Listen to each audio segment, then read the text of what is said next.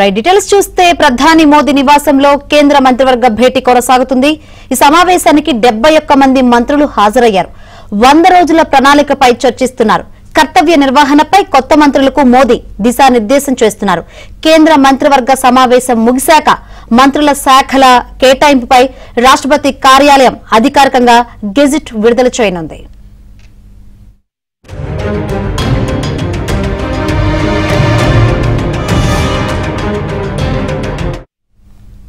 మోదీ టీంలో 30 మందికి cabinet rank దక్కే అవకాశం ఉంది. 5గురికి స్వతంత్ర హోదా, 36 మందికి సహాయ మంత్రులుగా అవకాశం కల్పించే ఛాన్స్ ఉంది.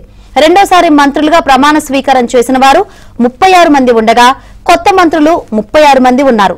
43 మందికి 3 సార్లు మంత్రులుగా పనిచేసిన అనుభవం, 23 మందికి రాష్ట్రాల్లో మంత్రులుగా పనిచేసిన అనుభవం ఉంది. మోదీ గత 2 కేబినెట్లతో పోల్చితే సంఖ్యాపరంగా ఈ కేబినెట్ సైజ్ పెద్దది కావడంతో కేబినెట్ మీటింగ్ అదే స్థాయిలో జరిగే అవకాశం ఉందని పార్లమెంటు వర్గాలు భావిస్తున్నాయి.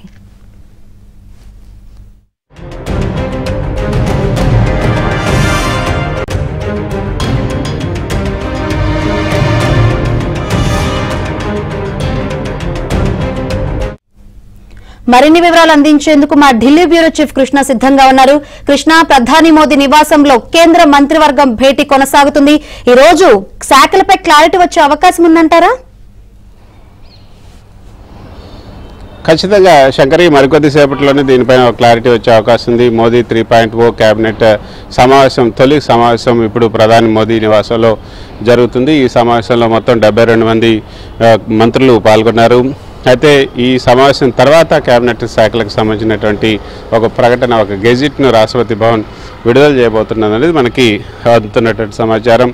అయితే మనకి విశ్వసనీయ వర్గాల నుంచి అందుతున్నటువంటి సమాచారం ఏంటంటే క్యాబినెట్ ఆఫ్ కంటిన్యూటీ, అంటే కొంత మంత్రులను టాప్ 4 అదేవిధంగా మిగతా ముఖ్యమైనటువంటి మంత్రులు ఎవరైతే ఉన్నారో వాళ్ళందరినీ ఆయా పదవుల్లోనే కొనసాగించే అవకాశం ఉంటుంది. తద్వారా ఈ యొక్క గ్రోత్ ఏదైతే ఉందో అది దానికి బ్రేక్ పడకుండా ఉంటుంది, ఆ కంటిన్యూటీ ఉంటుంది, ఎక్స్పీరియన్స్ ఉంటుంది. కాబట్టి ఆ కొత్త మంత్రులు వచ్చి మళ్ళీ ఆ శాఖల్లో మళ్ళీ గ్రిప్ సంపాదించుకోవడం కష్టం అవుతుంది. కాబట్టి పాత మంత్రులనే కొనసాగించాలన్నది ఒక సూత్రప్రాయంగా ప్రధాని మోదీ అంగీకరించినట్లుగా మనకు అందుతున్నట్టు సమాచారం. కాబట్టి బీజేపీ నేతలకి ఎవరైతే టాప్ 4 ఉన్నారో వాళ్ళందరికీ ఆ మంత్రి పదవులు వచ్చే అవకాశం ఉంది. మిగతా వారికి కూడా అవి కొనసాగే అవకాశం ఉన్నట్టుగా తెలుస్తుంది. అయితే గతంలో ఉన్నటువంటి మోడీ 2.0లో ఏదైతే 20 ఉన్నటువంటి క్యాబినెట్లో 22 మంది ఓడిపోయారు, 10 మంది అసెంబ్లీలకు వెళ్ళిపోయారు. రాజస్థాన్, అదేవిధంగా మధ్యప్రదేశ్, ఇతర రాష్ట్రాలలో జరిగినటువంటి అసెంబ్లీ సమావేశాలకు వెళ్ళారు. కాబట్టి మొత్తం 32 అయితే ఖాళీగా ఉన్నాయి. ఇంకా 2 అయితే గెలిచారు. వారిలో ఐఎన్బి మినిస్టర్ ఎవరైతే ఉన్నారో అనురాగ్ సింగ్ ఠాకూర్, ఆయన గెలిచాడు. కానీ ఆయనకి ఈసారి క్యాబినెట్లో పదవి దక్కలేదు. పురుషోత్తం రూపాల, గుజరాత్కు సంబంధించినటువంటి మంత్రి పురుషోత్తం రూపాల, అతనికి కూడా ఇచ్చారు. అతనికి ఫిషరీస్ అండ్ యానిమల్ హస్బెండరీ, కానీ వీళ్ళిద్దరికీ కూడా ఇవ్వలేదు. కాబట్టి మొత్తం 34 స్థానాలు అయితే ఖాళీగా ఉన్నాయి.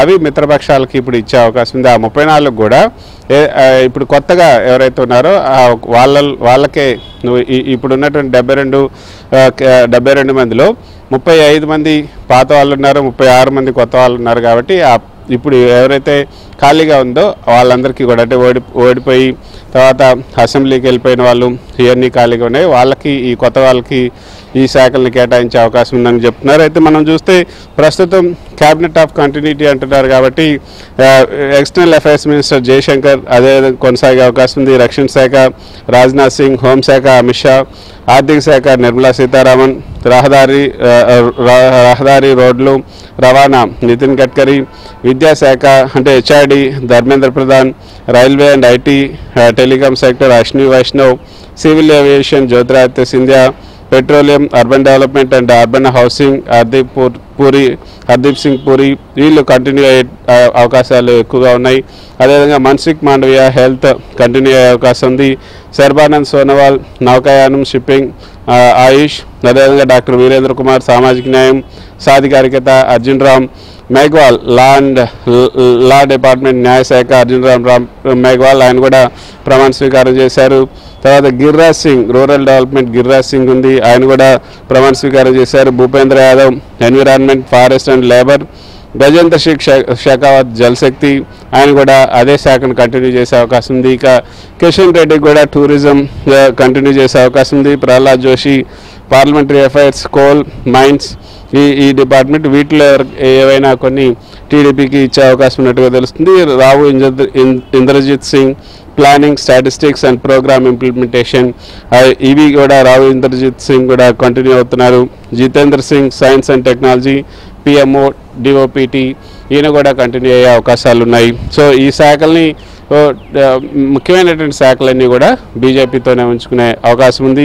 ఇక ఎవరికైతే ఇప్పుడు శాఖలు ఖాళీగా ఉన్నటువంటి శాఖలు కనుక మనం చూస్తే ఐఎన్పిఆర్ అనురాగ్ సింగ్ ఠాకూర్ శాఖ ఖాళీగా ఉంది. స్మృతి ఇరానీ, ఓడిపోయినటువంటి స్మృతి ఇరానీ శాఖ, మహిళా శిశు సంక్షేమ శాఖ స్మృతి ఇరానీ శాఖ కూడా ఖాళీగా ఉంది. సో దానికి అనురాధను అన్నపూర్ణాదేవిని మహిళా శిశు సంక్షేమ శాఖకు కేటాయించే అవకాశం ఉన్నట్టుగా తెలుస్తుంది. ఇక అగ్రికల్చర్ నరేంద్ర సింగ్ తోమర్ ఇటీవల అసెంబ్లీకి వెళ్ళారు మధ్యప్రదేశ్, ఆయన స్పీకర్ కూడా అయ్యారు. అక్కడ నిజానికి అక్కడ ఆయన సీఎం చేయాలనుకున్నారు, కానీ ఆయన అగ్రికల్చర్ వ్యవసాయ శాఖ, ఈ శాఖ ఖాళీగా ఉంది. బహుశా ఈ శాఖను మిత్రపక్షమైనటువంటి జేడీఎస్కి కుమారస్వామికి ఇచ్చే అవకాశం ఉందని కూడా వార్తలు వస్తున్నాయి. చూడాలి ఈ కేంద్ర వ్యవసాయ శాఖ మరి ఇప్పుడు కుమారస్వామికి ఇస్తారా లేదా అన్నది. అయితే బీజేపీ ఉంచుకునే అవకాశం ఉంది. బీజేపీలో కూడా శివరాజ్ సింగ్ చౌహాన్, అదేవిధంగా మనోహర్ లాల్ ఖట్టర్ ఉన్నారు. ఈ శాఖను వీళ్ళిద్దరికి కూడా కట్టబెట్టే అవకాశం ఉందని చెప్తున్నారు. ఆర్కే సింగ్ ఓడిపోయాడు, పవర్ మినిస్ట్రీగా ఉన్నటువంటి కేంద్ర ఇంధన శాఖ మంత్రిగా ఉన్నటువంటి ఆర్కే సింగ్ ఈ యొక్క ఎన్నికల్లో ఓడిపోయాడు కాబట్టి ఆ శాఖ కూడా ఖాళీగా ఉంది. ఇది మిత్రపక్షాలకు ఇచ్చే అవకాశం ఉంది. బహుశా టీడీపీకి కూడా ఈ శాఖ కేటాయించవచ్చు. హెవీ ఇండస్ట్రీస్ మహేంద్రనాథ్ పాండే, ఆయన కూడా ఓడిపోయాడు, ఆ శాఖను కూడా మిత్రపక్షాలకు ఇవ్వచ్చు. ఇక fisheries and animal husbandry Purushottam రూపాల గుజరాత్ నుంచి గెలిచాడు, కానీ ఈ క్యాబినెట్లో ఆయనకు అవకాశం లేదు. పశుపతి పారస్ చిరాగ్ పాస్వాన్ యొక్క పెదనాన్న, ఆయన ఈసారి ఆయనకి లేదు. ఈసారి ఫుడ్ ప్రాసెసింగ్ మినిస్ట్రీ ఆయన దగ్గర ఉండింది గతంలో, దాన్ని మళ్ళీ చిరాగ్ పాస్వాన్కి ఇవ్వచ్చు. నారాయణ రాణే మహారాష్ట్ర మాజీ ముఖ్యమంత్రి ఎవరైతే ఉన్నారో నారాయణ రాణే, ఆయనకి ఎంఎస్ఎంఈ శాఖ ఉంది. ఆ శాఖ నారాయణ రాణే శాఖ కూడా ఖాళీగా ఉంది కాబట్టి అది కూడా మిత్రపక్షాలకు ఇవ్వచ్చు. అర్జున్ ముండా ట్రైబల్ అఫైర్స్, అర్జున్ ముండా ఇప్పుడు ఈ క్యాబినెట్లో లేరు. సో ఆ క్యాబినెట్ను ట్రైబల్ అఫైర్స్ మినిస్టర్ని జ్యువెల్ ఓరంకు కేటాయించే అవకాశం ఉంది.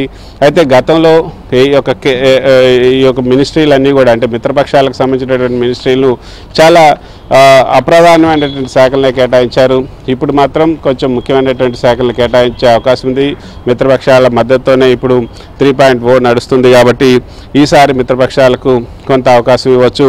గతంలో చూసుకుంటే ఎన్డీఏ హయాంలో మిత్రపక్షాలకి కొన్ని అప్రధానమైన శాఖలు food processing, heavy industries, civil aviation, steel ఇట్లాంటి శాఖలు ఇచ్చారు. కానీ ఇప్పుడు మాత్రం అట్లా ఉండకపోవచ్చు అన్నది ఇప్పుడు రాజకీయ పరిశీలకులు చెప్తున్నారు. భాగస్వామి పక్షాలు మొత్తం 17 మంది ఉంటే అందులో 11 మంది భాగస్వామి పక్షాలకు మాత్రమే ఈ యొక్క ఈ క్యాబినెట్లో 3.0లో అవకాశం కల్పించారు. ఆ 11 మందిలో కూడా 5గురికి మాత్రమే క్యాబినెట్ ఇచ్చారు. కుమారస్వామి, రామ్మోహన్ నాయుడు, చిరాగ్ పాస్వాన్, లలన్ సింగ్ జేడీయూ, బీహార్, జితిన్ రామ్ మాంజీ, ఈ 5గురికి కూడా క్యాబినెట్ ర్యాంక్ ఇచ్చారు. కాబట్టి మరి ఈ క్యాబినెట్ ర్యాంకులు ఎవరుంటారంటే ఖాళీగా ఉన్నటువంటి ఈ మినిస్ట్రీస్ ఏవైతే ఉన్నాయో హెవీ ఇండస్ట్రీస్ కానీ, లేకపోతే తర్వాత power ministry, agriculture, fisheries and animal husbandry, food processing, MSME, tribal affairs, వీటిల్లో ఏమైనా వీళ్ళకి కేటాయిస్తారా అనేది చూడాలి. సో క్యాబినెట్ ఆఫ్ కంటిన్యూటీ అంటున్నారు కాబట్టి మరి మిగతా వారికి ఏమి ఇస్తారని కూడా చూడాలి. కొత్త వాళ్ళు అయితే 35 మంది ఉన్నారు. మొత్తంగా ఓడిపోయిన వాళ్ళు అసెంబ్లీకి వెళ్ళిన వాడు కూడా 35 మంది ఉన్నారు. అవి ఖాళీగానే ఉన్నాయి.